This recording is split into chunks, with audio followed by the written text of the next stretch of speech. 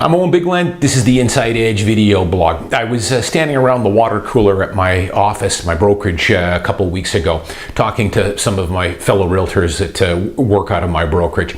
And one of them was telling me a story of some buyers that actually talked to several other realtors based out in Surrey, who were telling them stories about people snapping up or buying up numerous pre-sale units, and not just buying one, buying 3 and 4 units.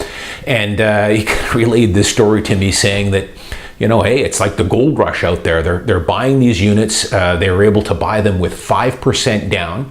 And that was the only down payment that was required. In some cases, some of these pre-sales, like in Vancouver, are usually a 5, 5, 5, and maybe even a 4th installment. So 20% down over the course of 18 months. These particular ones apparently were only 5% down, and it was about 18 months until completion. Now, he was relaying this story, saying that many of these guys have no intention whatsoever on either completing on these in 18 months, or if they did, their goal is to flip it for big profit. And the one story he told me that a realtor was telling him was that one guy had bought 4 of these and didn't even have he had the 5% down for the 4 units, but even if he was forced to close on it in 18 months, he wouldn't have the available funds to the other 10 or 15% he would need to close on these units. So we're talking several $100,000 on 4 units, and would never be able to even qualify for the mortgages on these properties. Because don't forget, when you buy a pre-sale, sure, you can go into the bank today and see if you're pre-qualified, but it doesn't really mean a whole lot, because the development isn't going to be finished for another 2 or 3 years. You're not going to be able to lock in a rate. They'll give you a general idea of whether you're able to qualify for this mortgage based on today's situation. But they would also tell you that you better have a good buffer there, just in case interest rates go up between now and 2 years when you take possession. And also the way they're doing these mortgage tightening, you might be able to qualify today. You might need to pony up another $30,000 more to make this deal work 2 years from now when this development gets finished. But myself and a couple of our colleagues were just shaking our heads at this. It doesn't surprise me, because I have heard these stories every now and again surface over the last few years with the way the market has been going and the gold rush mentality that some people seem to have here. But talk about setting yourself up for possible absolute disaster. Here's a guy who is way overcommitted himself, bought 4 units, scraped together 5% down payment on each, in the hopes, and this better happen, that those properties are going to appreciate substantially between now and the next 2 years, so he can either assign them later on at a profit, or if he has to, close on it and still sell it at a healthy profit. I guess not much thought to happen. What would happen if it doesn't work out that way? What happens if the market just treads water? Or God forbid, the market is down 10% 2 years from now, which is very likely to happen. This guy not only, I think we were talking, he was saying, oh, well, he'll chalk it up to experience and he'll lose his 5% deposit. He's going to lose a lot more than his 5% deposit. I mean, if this were to happen, he bought that condo for $300,000 today. 2 years from now, that condo's worth $250,000, let's say. He's going to lose a lot more than his 5% deposit. I can tell you right now, the developer is going to sue him for the difference. He sold it to him for $3,000. Its only market value now is $250,000. He's not only going to lose his deposit, but he's also going to come after him for the $50,000 shortfall on each unit.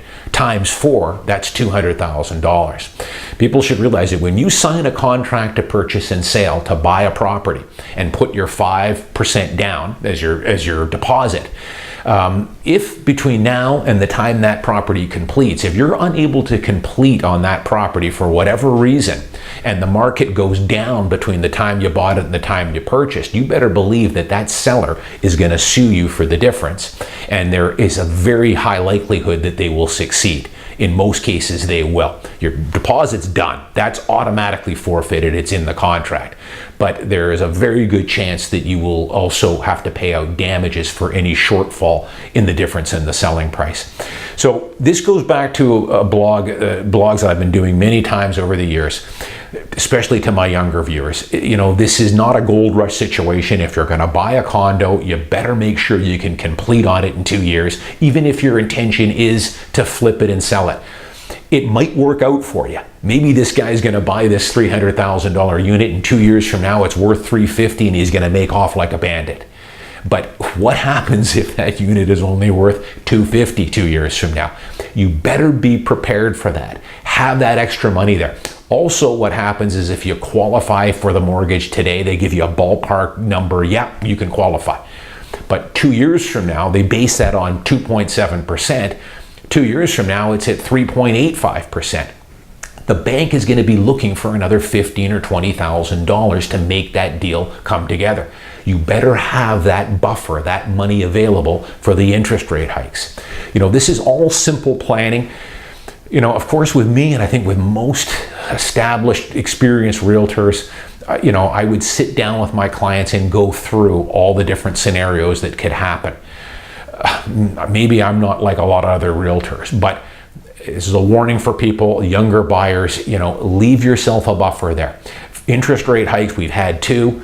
They're expecting a couple more over the next year, so interest rates are going to be going up. You better leave some room there for these interest rate hikes. And don't overextend yourself, and God forbid, do not start speculating on pre-sale condos unless you have the wherewithal to close on those units and take possession of them. Because that's the thing about, even with this guy that bought the 4 units.